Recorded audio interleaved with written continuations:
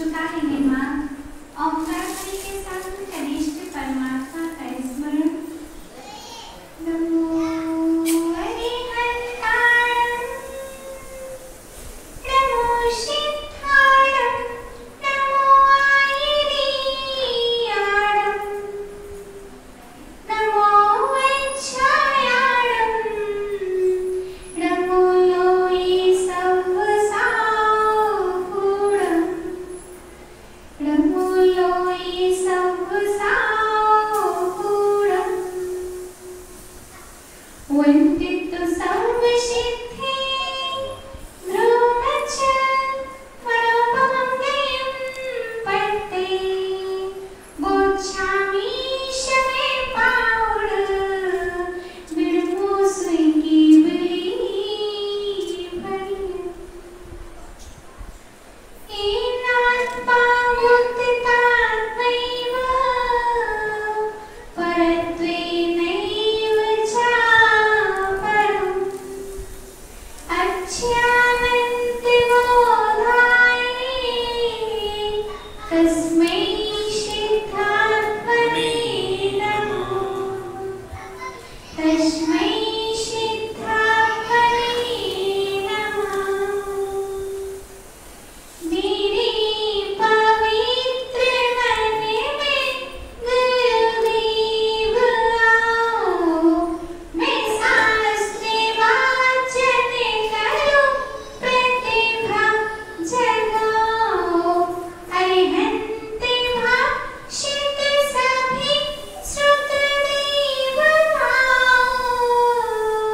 क्या बोलना अभी मुझे, तुम ही बताओ, तुम ही बताओ। बोले शुद्ध परमेश्वरी भगवान की, एकादशी आदिनाथ भगवान की, शासन नायक श्री महावीर भगवान की, आचार्य भगवान श्री गुरु गोस्वामी की, आचार्य भगवान श्री पूज्य पाद स्वामी की, प्रणाम गुरु आचार्य भगवान श्री विराट सरल जी महाराज की, नए चक्रवर्ती शास्त्र कवि मंगल आचार्य भगवान श्री विभूति सरल जी महाराज की, जयकारा गुरुदेव का।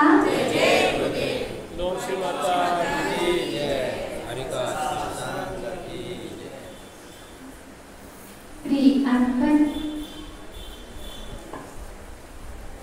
हे माझी काळी, तेरी जय हो, सदा विजय हो।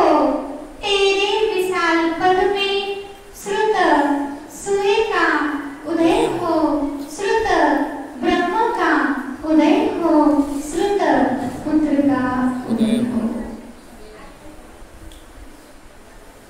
प्रिय अर्पण। निरंतर हम सभी जीव आध्यात्म की धारा में आत्मा का स्नान कराते हुए निज मंदिर में प्रवेश पा रहे हैं। आत्मा का स्नान करा करके निज परमात्मा का अभिषेक कर रहे हैं, पूजन कर रहे हैं। किसकी? किसकी? आत्मा का स्नान करा करके, निज आत्मा का स्नान करा करके, निज आत्मा में प्रवेश होकर के निज आत्मा का हम अभिषेक कर रहे हैं। स्वाध्याय से शुद्धि होती है। किसकी होती है? आत्मा की होती है। शरीर की?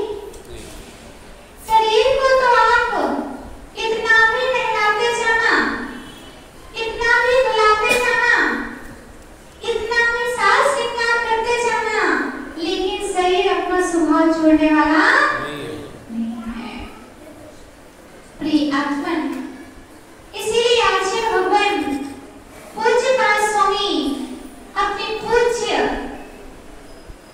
मुखारविंद से उच्चारित कर रहे हैं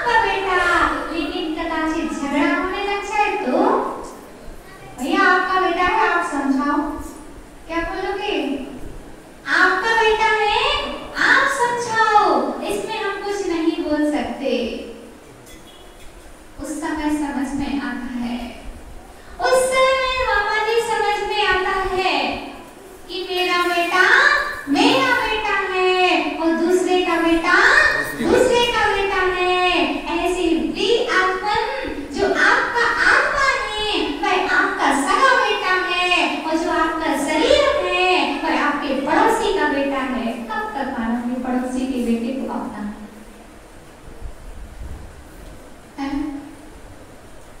तब तक ये भूल चलते रहेगी। पराई वस्तु को आपने अपना माना है, तब होगी पराई वस्तु आपकी। पराई वस्तु पर क्या आपका अधिकार हो सकता है? नहीं। आपने जो जमीन ली हुई है, आपने रजिस्ट्री कराई है, वह आपकी है, और बगल में जो जमीन पड़ी हुई है, कितना भी आप कहते रहो ये सब जमीन हमारी है, तो आपकी होने वाली नहीं है। ऐसे ही इस उदाहरण से आज अच्छे से समझ लेना कि सगा बेटा कौन है और पराया कौन है। तो आपका सगा बेटा कौन है? निज आत्मा। हैं? निज आत्मा। निज आत्मा ही आपका सगा बेटा है। चाहे विनेश भैया को आप कितना भी समझते रहो अपना, लेकिन आपकी आत्मा में प्रवेश करने वाले नहीं है। आपकी आत्मा स्वतंत्र है, और आपकी आत्मा बोल तो एक बार सही तो बोले तो, सही तो बोले तो भैया, आपकी आत्मा स्वतंत्र है। स्वतंत्र है। आपकी आत्मा स्वतंत्र है। बोलो स्वतंत्र है। बोल दो। हमारी माता जी वो आपको बोल के ना चाहिए। स्वतंत्र है, कण-कण स्वतंत्र है। क्या है? कण-कण स्वतंत्र है। कोई भी कण अपने अधीन नहीं है। इसीलिए प्रिय अर्पण आत्मा एक है, उसके रूप अलग अलग हो सकते हैं। प्रिय अर्पण निज बेटे को देखो, पर बेटे को मत देखो। लेकिन हम दूसरे के बेटे की बात अब नहीं कर रहे हैं।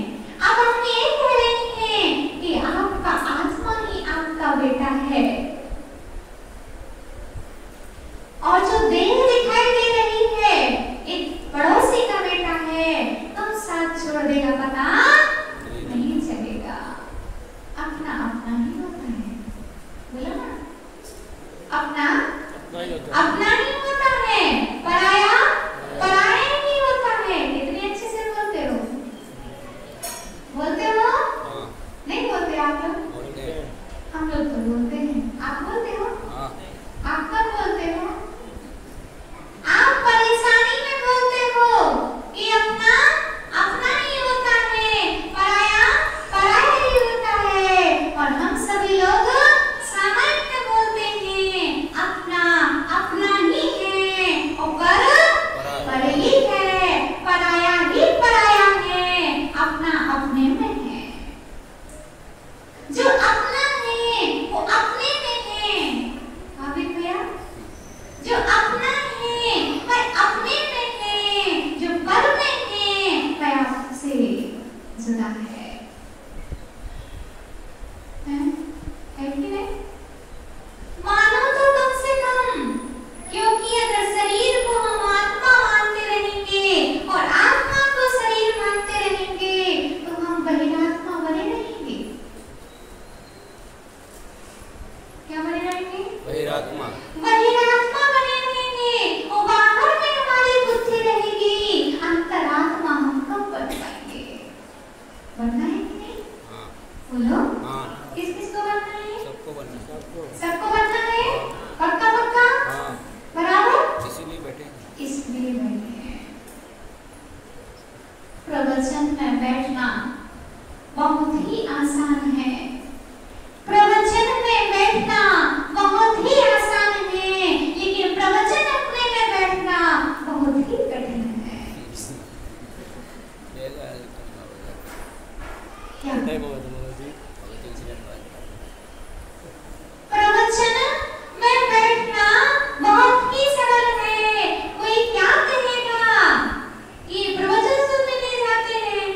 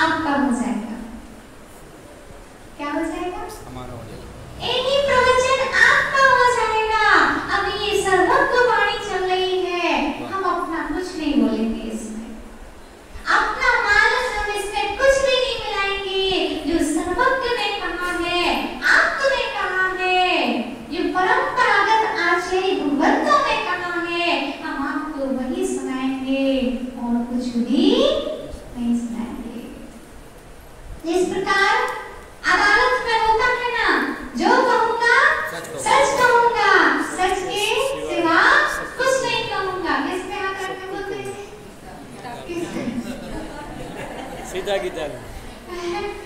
तो गीता में नाम रख के बोलते हैं कि जो कहूँगा सच कहूँगा, सच के अलावा कुछ नहीं कहूँगा। तो हम भी कहते हैं, आप गीता पर हाथ रख के कहते हो, हम गर्दन की बाणी पर हाथ रख के कहते हैं। हम प्रवचन में जो कहेंगे, यथार्थ कहेंगे, सर्वज्ञ कहेंगे, पूर्वाचार्य को कहेंगे, अपनी मनगढ़ंत कपोल कल्पनाएं बिल्कुल भी नहीं बोलेंगे।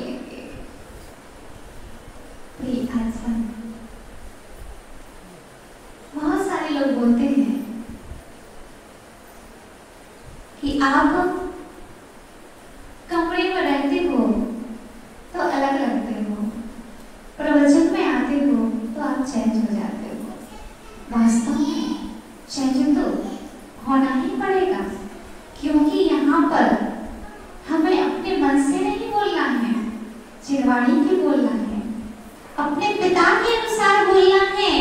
पिता हमारे अनंत भगवान हैं, जिनवाणी हमारी माता है, उसके अनुसार हमें बोलना है। इसलिए आज हम चलते हैं आचार्य भगवान पूज्यपाद स्वामी की वाणी को सुनने के लिए। 1500 साल पहले आचार्य भगवान के क्या विचार होते होंगे, क्या दृष्टि होती होगी। अभी 1500 साल पुरानी चीज आपको कोई उपलब्ध नहीं है। 1500 साल पुरानी चीज हमारे पास में है, वह है आचार्य भगवान पूज्यपाद स्वामी की पूज्य वाणी। चलो, बहिरात्मा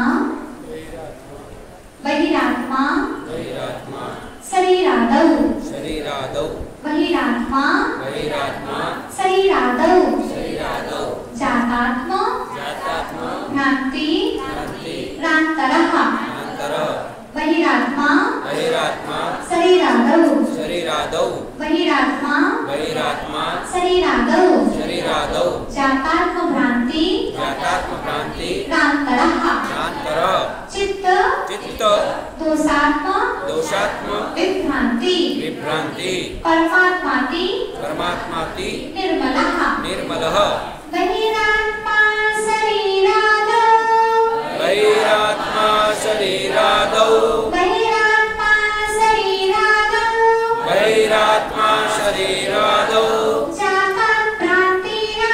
जातात् भ्रांतिरान्तरः चित्त दोषात्म विभ्रांति परमात्माति निर्मलः बहिरात्मा शरीरादौ जातात् भ्रांतिरान्तरः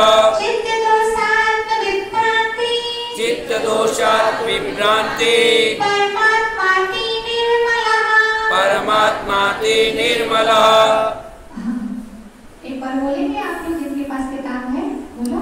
बहिरात्मा शरीरादौ जातात्मा भ्रांतिरान्तरः चित्त दोषात्म विभ्रांति परमात्माति निर्मलः।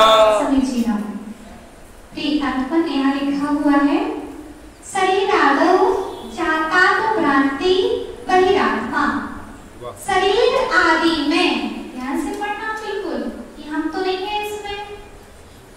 अपनी पहचान स्वयं करना, अपना पेपर स्वयं चेक करना, अपनी कॉपी स्वयं चेक करें, है ना।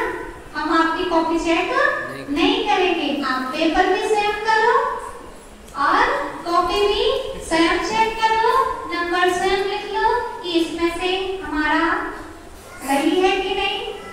जो हम सवाल कर रहे हैं, जिसमें हम जी रहे हैं, जैसे हम कार्य कर रहे हैं, क्या हम ये तो नहीं है। आप अपनी कॉपी स्वयं चेक करो। शरीर आदि में आत्म भ्रांति को धरने वाले, शरीर आदि में आत्म बुद्धि को रखने वाले, उन्हें भ्रम से आत्मा समझने वाला बहिरात्मा है। क्या बोल दिया आचार्य भगवान ने? शरीर आदि में आत्म भ्रांति, यानी जो शरीर दिख रहा है यही मैं हूँ, मैं कौन हूँ, यही आत्मा है। एक में मान लिया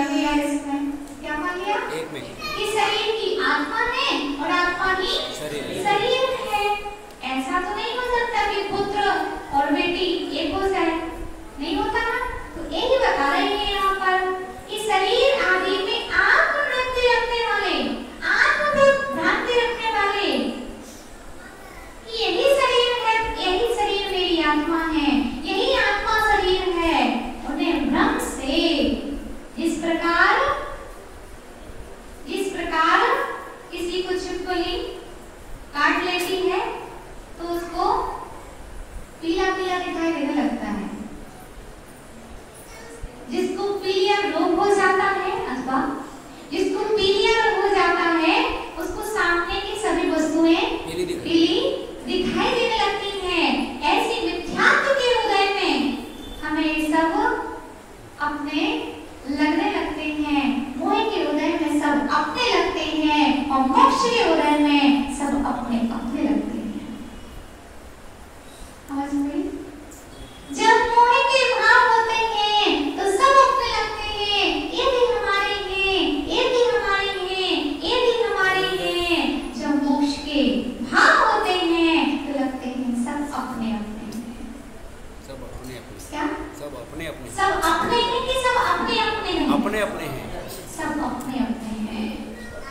एक घर में 5 सदस्य हों, पांचों अलग अलग एक है अलग अलग कि अलग अलग है? अलग अलग अलग अलग है। इसी को हमें समझना है। तो उन्हें भ्रम से आत्मा समझने वाला क्या है? बहिरात्मा। एक बार बोल तो क्या है? बहिरात्मा है। चित्त दोषात्म विभ्रांति अंतरः। चित्त के राग द्वेषादि दोषों के और आत्मा के विषय में अभ्रांत रहने वाला, उनका ठीक ठीक विवेक रखने वाला अर्थात चित्त को चित्त रूप से, दोषों को दोष रूप से और आत्मा को आत्मा रूप से अनुभव करने वाला अंतरात्मा है। दोष को दोष रूप में जाने, कंकड़ को कंकड़ रूप में जाने, गेहूं को गेहूं रूप में जाने। वरना ऐसे नहीं हो कि गेहूं गीला है, गेहूं को साफ करना है तो गेहूं अलग करना है ना अपन को। तो गेहूं साफ करती है, गेहूं देखती है तो गेहूं देखते जाना है ना? क्योंकि गेहूं देखने का बोला है आपने। क्या बोला है? गेहूं बीनना है तो गेहूं को तो बीनना है ना। गेहूं को अलग करते जाना है और कंकड़ रहने देना। देखो रहने देना है। स्वीकार कर लिया और आटा पिसवा लेना। फिर रोटी कौन खाएगा? दीपक सर जी बोलो कौन खाएगा रोटी? कंकड़ की। तो भैया कंकड़ जो है वह दोष रूप है और गेहूं गुण रूप है। तो गुण को ग्रहण करना है और दोषों को हटाना है। और जो ऐसा करता है वही अंतर आत्मा होता है, वही सम्यक दृष्टि होता है। अभी अपन सुबह बात चले कृष्णोपदेश की क्लास में कि परमात्मा ये है कि उपादेय है। जब तक हम संसार में हैं तब तक परमात्मा हमारे लिए उपादेय है। और जब हम स्वयं सिद्ध बन जाएं, क्या स्वयं सिद्ध बन जाए तो छोड़ना नहीं पड़ेगा, अपने आप छूट जाएंगे। कोई कहे कि नहीं हम तो मात्र निज को मानते हैं, तो अरे भैया पंच परमेष्टि का अवलंबन बहुत अभी आवश्यक है। जब हम चल नहीं पाते हैं तो हम किसी का सहारा बचपन में ले लेते हैं, तो अभी हम चलना नहीं सीखे हैं, इसलिए हम पंच परमेष्टि का सहारा लिए हुए हैं। जो स्वयं चलना सीख जाएंगे तो फिर अपने आप आलम्बन छूट जाएगा। साइकिल जब हम सीखते थे छोटे में चलाना तो पीछे से कोई पकड़े रखता था। बोलो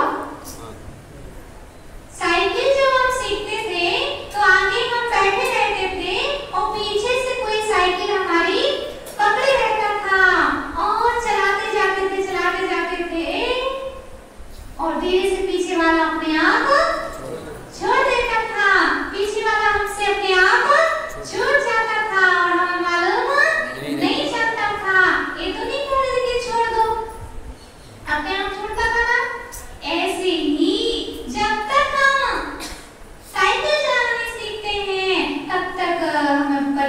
आवश्यकता पड़ती है। वो साइकिल चलाना सीख जाते हैं तो पर के अवलंबन की आवश्यकता नहीं पड़ती है। तो अभी हम चलना नहीं सीखे हैं, इसलिए हमें पंच परमेष्टि की सहायता लेना आवश्यक है।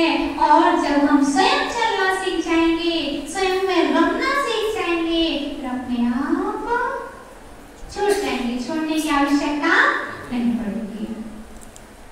अति निर्मलः, निर्मल परमात्मा। कौन सा परमात्मा? निर्मल। निर्मल परमात्मा। और हम निर्मल हैं कि नहीं है? आप लोग निर्मल हो कि नहीं हो? कर्म सही है। परमात्मा तो हमारा निर्मल है, आप निर्मल हो कि नहीं? नहीं है। नहीं है। क्योंकि निर्मल भगवान क्यों है? क्योंकि इनके कर्म नहीं। द्रव्यमल, भावमल और नौकर्मल नहीं है, और हमारे है। तो ये हमारे लिए संसार में बांधे रखते हैं।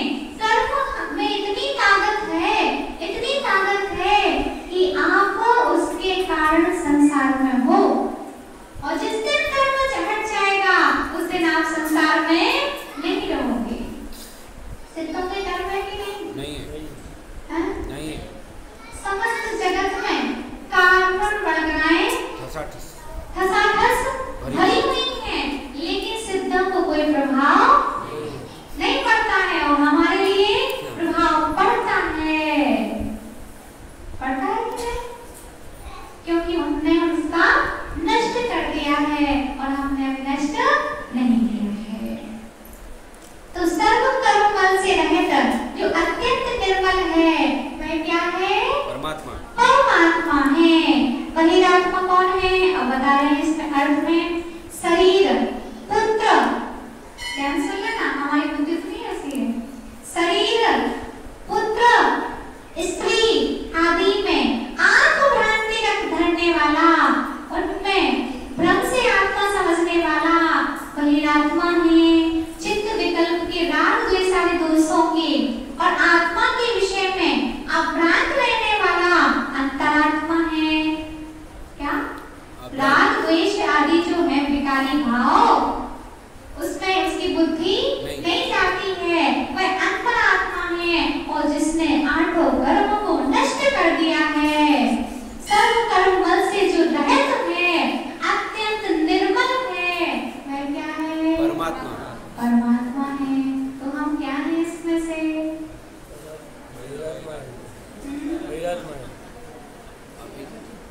अभी दूसरा हम ठीक है कुछ हम क्यों बुरा बोले? भारतीय संस्कृति में तो नरक जाने वाले व्यक्ति को भी स्वर्गीय लिख दिया जाता है। भले ही वह नरक गया हो, लेकिन भारतीय संस्कृति में तो अच्छा बोलने की, अच्छा लिखने की परंपरा है, इसलिए उसे स्वर्गीय कह देते हैं। इसलिए हम तो आपसे कुछ नहीं कहेंगे, हम तो आपको अच्छा कहेंगे कि निश्चय नहीं की अपेक्षा आपकी आत्मा ही परमात्मा है, हम ऐसा कह सकते हैं। लेकिन अंदर की बात आप जानते हो।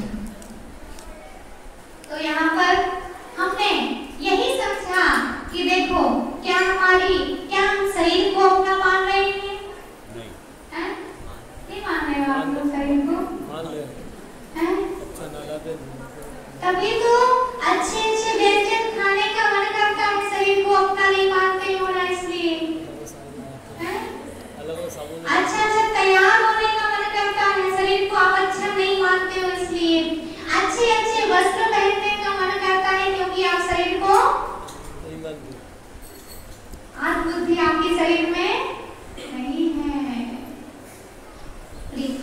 ऐसा बिल्कुल भी नहीं है। अगर हमारी शरीर में बुद्धि जा रही है तो हमारे लिए शरीर मिलते रहेंगे। आप शरीर को चाहोगे तो शरीर मिलता रहेगा। इसलिए प्रिय आत्मन, हमारा शरीर कैसा भी हो, मोक्ष की सामग्री है। क्या? मोक्ष की सामग्री।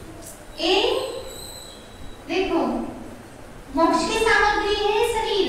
अगर इंद्रियां सही नहीं होती, शरीर सही नहीं बना होता, तो इस मोक्ष मार्ग पर भी अनुमति नहीं होती। एक हाथ कम होता, एक पैर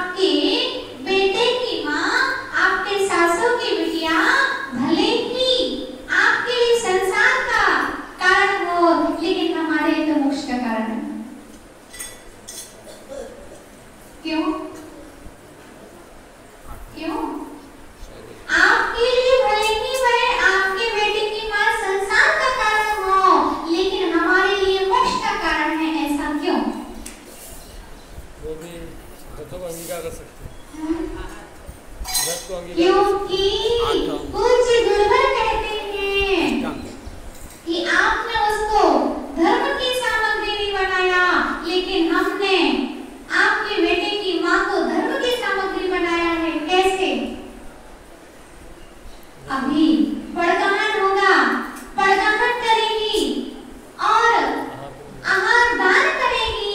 तो जिसने आहार दान दिया है उसने मोक्ष भी दिया है साथ में। वरना साधना कैसे होगी? आगे कैसे बढ़ पाएंगे? आपके लिए अचानक से नमक कम हो जाए या फिर कुछ कमी रह जाए तो फिर देखना चाहिए कितने सीधे सारे देवता हैं, सब पूरा हमारा बाहर आ जाता है। रसगुल्ले बहुत अच्छे बने हो, बहुत अच्छे बने हो, लेकिन जरा से उसमें पीस के कंकड़ डाल दें, पीस के जरा से कंकड़ डाल दें, फिर खाओगे? गुस्सा आएगा कि नहीं? भरत जैसे रहना चाहिए। थाली लग चुकी है, खीर गरम परोस दी गई है, सुभद्रा पंखा धुला रही है और जब तक खीर ठंडी हो रही है इतने में तो भरत सामायिक में लीन हो गए, आत्मा में लीन हो गए। 1 घंटा कम हो गया, पता ही नहीं चला। खीर ठंडी क्या पूरी ही ठंडी हो गई, लेकिन भरत जी तो अपनी आत्मा में लीन हैं और आप होते तो खा लेते हैं। ठंडी नहीं कर सकते थे पहले से, मालूम नहीं था आपको कि हम आ रहे हैं? अरे भैया, पूज्य गुरुवर ने बहुत अच्छी समता का पाठ सिखाया है। कोई बैठने का ना बोले तो समझ लेना चाहिए कि हम कुछ समय के लिए बाहुबली भगवान है, खड़े हो। हम उनके यहाँ गए थे, किसी ने खाने का नहीं पूछा, क्या हम इतनी दूर चल के गए थे, मान लो हम एमपी चले गए और आप हमारे पास आए और कदाचित हम आपको भोजन का ना पूछ पाए तो आप क्या बोलोगे? हम इतनी दूर माता जी के लिए गए थे और माता ने ना तो आशीर्वाद बोला ना ही भोजन के लिए पूछा। उस समय से देखो क्या होती है, मालूम चलता है कि सच्चे भक्त हैं अथवा नहीं है। ऐसे हम किसी के घर जाएं और कोई हमें भोजन का ना पूछे तो बस उस समय अच्छे विचार करें, अंसन स्वरूपो हम। क्या सोचना है? अंशन स्वरूपो हम। हाँ, मेरा स्वभाव तो भोजन करने का है ही नहीं। आदिनाथ भगवान ने तो 6 महीने नहीं किया। 6 महीने तो बस एक बार निकले थे, फिर से 6 महीने, 1 साल हो गई थी लगभग, है ना? तो 1 साल तक भोजन नहीं किया, वो भी आवश्यकता नहीं थी उनको करने की, लेकिन हम सभी की चिंता थी उनको कि आगे की परंपरा कैसे चलेगी। साधु कमजोर भी हो सकते हैं तो उनके लिए आहार की परंपरा को हमें चालू करना है, दान की परंपरा को चलाना है, इसलिए उनके लिए आहार के लिए निकलना पड़ा था। तो क्या थोड़ी देर के लिए आप अपने आप नहीं बन सकते? कोई आप कहीं आप चाहो भोजन तो कोई नहीं पूछे, चलो हम 1 घंटे के लिए आदिनाथ है। कोई बैठने की नहीं पूछे तो हम खड़े थोड़ी देर के लिए बाहुबली बन जाओ, थोड़ी देर के लिए आदिनाथ बन जाओ, क्या जाता है आपका? शरीर में आत्म बुद्धि रखने की आवश्यकता नहीं है, क्योंकि शरीर को पुष्ट करोगे तो आत्मा पुष्ट होगी और जब आत्मा को पुष्ट करेंगे तो शरीर पुष्ट नहीं होगा। क्या पुष्ट करना है? आत्मा को पुष्ट करना है कि शरीर को पुष्ट करना है? आत्मा को पुष्ट करना है तो शरीर अपने आप पुष्ट हो ही जाएगा, क्योंकि तपस्वी सम्राट सन्मति सागर जी महाराज से किसी ने टीकमगढ़ नगर में कहा कि आप इतने दुबले पतले क्यों हैं? तो उन्होंने एक ही बात कही थी, मेरे जीवन में 2 बगीचे हैं, मैं एक को सींचता हूँ तो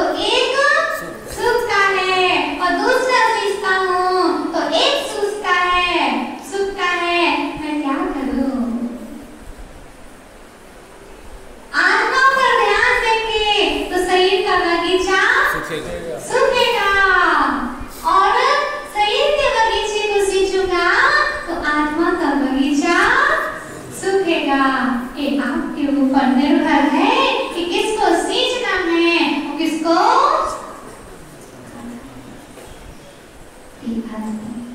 इसलिए शरीर पर आत्मबुद्धि बिल्कुल रखिए कि हमारा शरीर है, बस इसको हम मोक्ष की सामग्री बनाना है और इसको संसार की सामग्री नहीं बनाना है। तो यहाँ पर पुत्र भी आपका नहीं है, भले ही कितना पलंग में बैठा रहे लेकिन ये मेरा नहीं है, क्योंकि ऐसा नहीं है कि एक ही पुत्र भी आपका इस जन्म में हो। अगले जन्म में और भी थे, अगले जन्म में और भी थे। हम लोग बैठे, हम लोग भी हो सकते थे क्या? हम लोग भी हो सकते थे और आगे भी हो सकते हैं, ऐसा कोई निश्चित नहीं है। इसलिए पुत्र को भी पुत्र की तरह मानो, लेकिन पुत्र को आत्मा के अनुसार नहीं मानो कि ये मेरा स्वभाव है। शरीर में रहो लेकिन शरीर के होके मत रहो। क्या? शरीर में रहो मगर शरीर के होके मत रहो। पुत्र के पास रहो लेकिन पुत्र के होकर मत रहो। अब यहाँ पर स्त्री सब कुछ छोड़ना संभव है, सब कुछ छोड़ना संभव है, लेकिन ये देवी छोड़ना बहुत कठिन है। इसीलिए आचार्य भगवान कह देते हैं कि जो बाल ब्रह्मचारी होते हैं उनको कोई परेशानी नहीं होती है निकलने में घर से, वरना कोई ये रोकता है वो रोकते हैं, कभी ये परेशानी होती है कभी वो परेशानी होती है।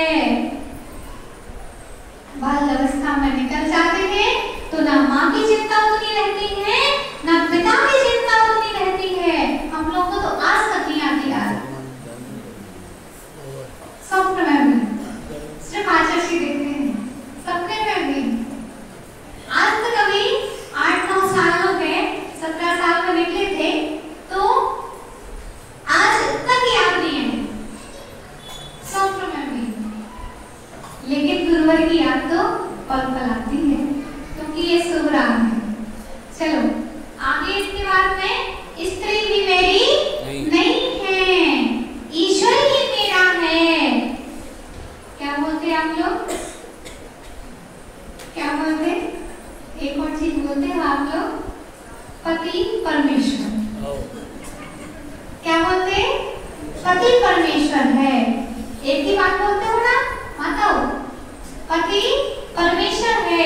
आज हम आपको और चीज सिखाए दे रहे हैं, और चीज सिखाए दे रहे हैं। अकेला पति परमेश्वर नहीं है, पिता भी परमेश्वर है, आपकी पत्नी भी परमेश्वर है, आपका बेटा भी परमेश्वर है, प्राणी परमेश्वर है, क्योंकि प्रत्येक जीव में भगवान बनने की क्षमता है। अकेले आपके पति में ही भगवान बनने की क्षमता नहीं है, आपके बेटे में भी भगवान बनने की क्षमता है। तो वो लोग कौन परमेश्वर है? आप लोग बोलते हो पति मेरा परमेश्वर है, तो बेटा भी परमेश्वर है, पत्नी भी परमेश्वर है, बच्चा भी परमेश्वर है, नौकर भी परमेश्वर है। जो आपके दुकान पर नौकर काम कर रहा है वह भी परमेश्वर है। अगर आपने धोखे से उसे गाली दे दी तो समझ लेना आपने नौकर को गाली नहीं दी है, आपने परमेश्वर को गाली दी है। क्या आपने नौकर को गाली नहीं दी है, आपने परमेश्वर को गाली दी है, क्योंकि आपको पूर्व भावों का ज्ञान नहीं है। जब आप भगवान महावीर का जीव शेर के पर्याय में हो सकता है, जब भगवान महावीर का जीव अकौवे के पत्ते में हो सकता है। अकौवे जानते हो? आम का पत्ता, उसमें जब भगवान महावीर का जीव हो सकता है तो आपके बेटे के अंदर क्या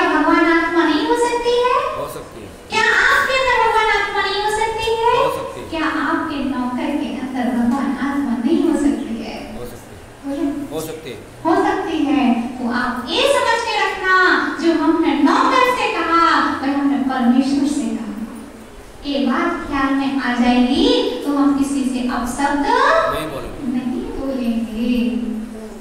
चलो, तो स्त्री भी मेरी नहीं है, शरीर भी मेरा नहीं है, पुत्र भी मेरा नहीं है। वो आप लोग गाते हो ना जीवन में पानी की बूंद में, तेरा भी बेटा। हाँ, हम भी बोले, आप आगे क्या भी बोले, है ना। तो प्रिय आत्मन जो आपसे कोई मिले नहीं होंगे वो कांधा रहेंगे, जो आपका जीवन भर साथ निभाएंगे वो आग देंगे।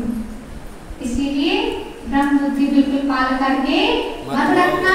जिस समय वैराग कर जाए उस समय निकल जाना।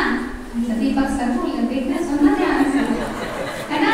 जिस समय वैराग कर जाए उस समय निकल जाना। इस प्रकार भी लॉकडाउन में शादियां हो रही है ना, छठ मंगनी पढ़ ब्याह, छठ वैराग को पढ़ दीक्षा, छठ ब्याह पर दीक्षा। इसमें क्यों नहीं, उसमें तो सब कुछ क्या, उसमें तो सब कुछ सोचना पड़ता है, इसमें भी नहीं सोचोगे। जितनी जल्दी शादी हो जाएगी उतना अच्छा रहेगा। तो हम भी आपसे कहते हैं जितनी जल्दी दीक्षा हो जाएगी उतना अच्छा रहेगा। नमी को भी नमीनाथ करने दो। पर तो ऐसी बुद्धि हम ना रखें कि कोई भी अपना नहीं है, इसको हमेशा समझते रहें। निज निज है और पर है, पर अपना स्वभाव नहीं बदलता है और निज भी अपना स्वभाव नहीं बदलता है। निज पर में नहीं मिलता है और पर निज में नहीं रहता है। निज निज ही रहेगा और पर ही रहेगा। ऐसी भावना व्यक्त करते हुए आचार्य भगवान पूज्यपाद स्वामी 6वें श्लोक में कहते हैं, निर्मला केवला शुद्धो, निर्मला केवला शुद्धो, निर्मला केवला शुद्धो, निर्मला केवला शुद्धो, विविक्तः प्रभुरव्ययः, विविक्तः प्रभुरव्ययः, परमेष्ठी परात्मेति, परमेष्ठी परात्मेति, परमात्मेश्वरोजिना, निर्मला केवला शुद्धो, निर्मला केवला शुद्धो, विविक्तः प्रभुरव्ययः, विविक्तः प्रभुरव्ययः, परमेष्ठी परात्मेति, परमेष्ठी परात्मेति, परमात्मेश्वरोजिनः, परमात्मेश्वरोजिना, बढ़ो, निर्मला केवला शुद्धो, विविक्ता प्रभुरव्यय, परमेष्ठी परात्मेति, परमात्मेश्वरोजिना। हाँ, निर्मलः यानी कर्म रूपी मल से रहित। मल क्या है? कर्म है। और हमारे लिए मल बिल्कुल भी लगा नहीं है। क्या बोला? लगा हुआ है। लगा हुआ है। आप लोग बोलते हो ना कि इसको तो बिल्कुल साफ स्वच्छता बिल्कुल अच्छी लगती है, बिल्कुल सफाई टकाटक होना चाहिए। कैसे होना चाहिए? साफ सफाई बिल्कुल टकाटक होना चाहिए, बिल्कुल गंदगी नहीं होना चाहिए। शरीर भी बहुत अच्छा होना चाहिए। क्या? शरीर भी बहुत अच्छा होना चाहिए, एकदम साफ। तो यहाँ पर कर्म मन तो आपके साथ में लगा ही है। कितनी सफाई करोगे आप? बोलो, कितनी सफाई करोगे? 100 मन सावन भी घिस लोगे तो कर्म मल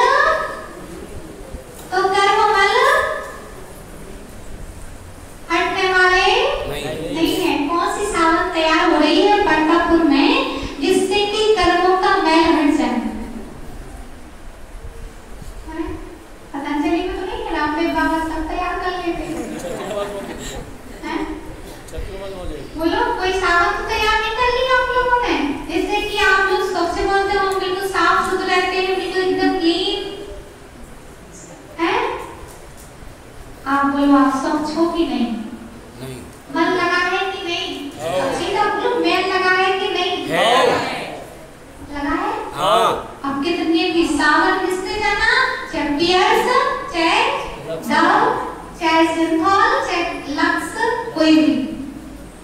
लेकिन एक कर्मबल नहीं बोलेंगे। ये तो साधना रूपी सावन ही लगानी पड़ेगी, तब रूपी सावन ही लगानी पड़ेगी, तभी आप शुद्ध होंगे। इसलिए आचार्य भगवान ने यहाँ बोल दिया निर्मला। क्या किसी का नाम निर्मला तो नहीं है? है? अच्छा, तो निर्मला कर्म रूपी मल से रहित है। कौन है? हाँ, अरिहंत तो नहीं है? नहीं। क्योंकि दो प्रकार के परमात्मा होते हैं, सकल परमात्मा और निकल परमात्मा। आप लोग बोलते जाया करो, हमें आता नहीं है ना, है ना?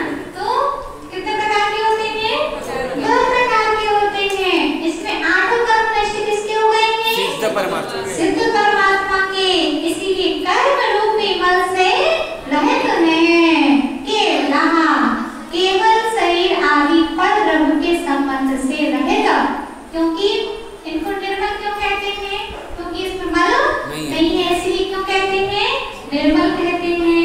देखो, जिनवर एक है, जिनवर कितने हैं? गणेश भैया, जिनवर कितने हैं? जिनवर कितने हैं? एक है। और नाम कितने हैं? अनेक हैं। जिनवर कितने हैं? एक है। नाम कितने हैं? अनेक हैं। इसलिए निर्मल भी इनका नाम है, क्योंकि कर्म रूपी मल इसमें लगा नहीं है, इसलिए निर्मल है। केवल है, क्योंकि केवल ज्ञान विभूति से संपन्न थे, इसलिए केवल भी है। शुद्ध है, अशुद्ध नहीं है। क्या? अशुद्ध नहीं है, शुद्ध है। आप शुद्ध हो कि अशुद्ध हो? निश्चय नहीं की अपेक्षा तो हम शुद्ध हैं, क्योंकि द्रव्य संग्रह में आया हुआ है सत्य शुद्धा हो शुद्ध है। शुद्ध नए से सब जीव शुद्ध है, लेकिन शक्ति रूप से है, अभिव्यक्ति रूप से हम नहीं है। योग्यता है, लेकिन हमने अभी प्रकट नहीं की है। तो हमारे भगवान का नाम शुद्ध भी है, निर्मल भी है, केवल भी है और शुद्ध भी है। अविविक्ता, शरीर और कर्म आदि के स्पर्श से रहित है। शरीर भी उनका नहीं है, तो कर्म भी उनका नहीं है। और जहाँ कर्म नहीं है तो फिर कुछ नहीं है। क्या जीवन में ये ढाई हट जाए कर्म, है ना? ये हट जाए ना तो फिर कुछ भी नहीं बचेगा। मात्र एक कर्म हटाना है। हम आपसे कुछ भी हटाने की नहीं कह रहे। आप सामग्री में अपने घर से कुछ भी हटाओ, हम आपसे कुछ भी नहीं कहेंगे कि आप साड़ी कम रखो, कि ये चीज कम रखो, वो चीज कम रखो। हम तो मात्र एक ही चीज कहेंगे, कर्म हटाओ, कर्म की विदाई कर दो, बस और कुछ नहीं चाहिए। तो शुद्ध है भगवान, विविध है, और प्रभु इंद्रादिकों के स्वामी हैं, देवों के स्वामी हैं। साधर्म इंद्र भी उनकी पूजा करता है, इसीलिए आप प्रभु भी हो, अव्यय हो। संस्कृत में अव्यय पढ़े ना हमने? उसका लक्षण क्या है? जिनका कभी व्यय ना हो वह अव्यय कहलाते हैं। जैसे ओम है, वह क्या है? अव्यय है। ह्रीम क्या है? अव्यय है। इनका कभी व्यय नहीं होता, नष्ट नहीं होते हैं। ऐसे ये भगवान आप कभी नष्ट नहीं होंगे, इसलिए क्या है? अव्यय है। अपने अनंत चतुष्टय रूप स्वभाव में शुद्ध होने वाले नहीं हैं। चतुष्टय कितने होते हैं? कौन कौन से? अनंत ज्ञान, अनंत दर्शन, अनंत सुख, अनंत वीर्य। भगवान के श्री वक्ष का चिन्ह रहता है, हृदय के बीच में श्री वक्ष का चिन्ह बना हुआ होता है। उसमें 4 पंखुड़ी जैसी बनी होती है। पास से हम जब देखेंगे तो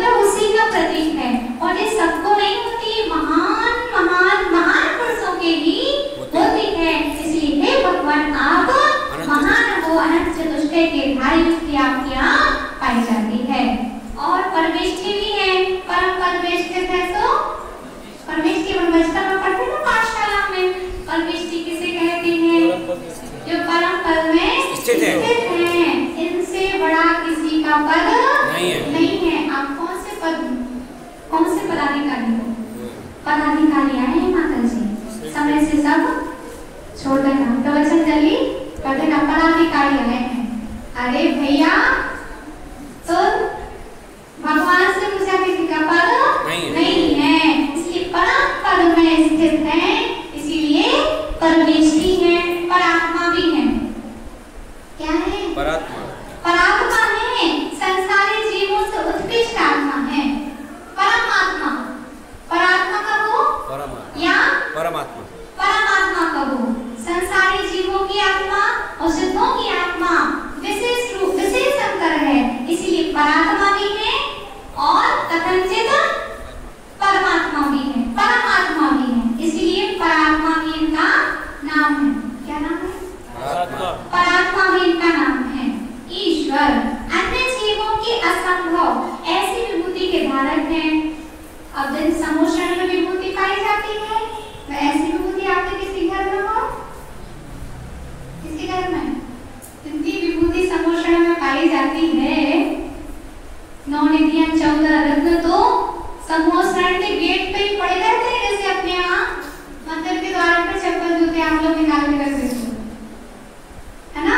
तो समोषण के बाहर ही 9 निधियां 14 रत्न ऐसे ही पड़े रहते हैं और कोई उठाने वाला नहीं रहता है, चोरी नहीं होती है। इसीलिए आप ईश्वर हो, वास्तव में इससे आप ये सब नहीं हो, आप ऐश्वर्यवान हो, क्योंकि संपत्ति तो कोई ले भी जा सकता है लेकिन ऐश्वर्य नहीं ले जा सकता है। इसलिए ऐश्वर्य होने से आप क्या हो? बोलो ईश्वर। आप लोग बोलते नहीं हो, ऐसा लगता कि आपको बुरा लग रहा हो। ईश्वर ऐश्वर्य है, इसलिए क्या हो? ईश्वर हो। अन्य जीवों में असंभव ऐसी विभूति के धारक हो, इसीलिए जिनको ज्ञान प्रणाली संपूर्ण कर्म शत्रुओं को जीतने वाले हो, इसीलिए परमात्मा हो। ये परमात्मा के नाम है। कौन कौन से? पहला निर्मल, दूसरा केवल, तीसरा शुद्ध, चौथा विविध, फिर प्रभु, फिर अव्यय, फिर परमेष्ठी, फिर परात्मा, ईश्वर।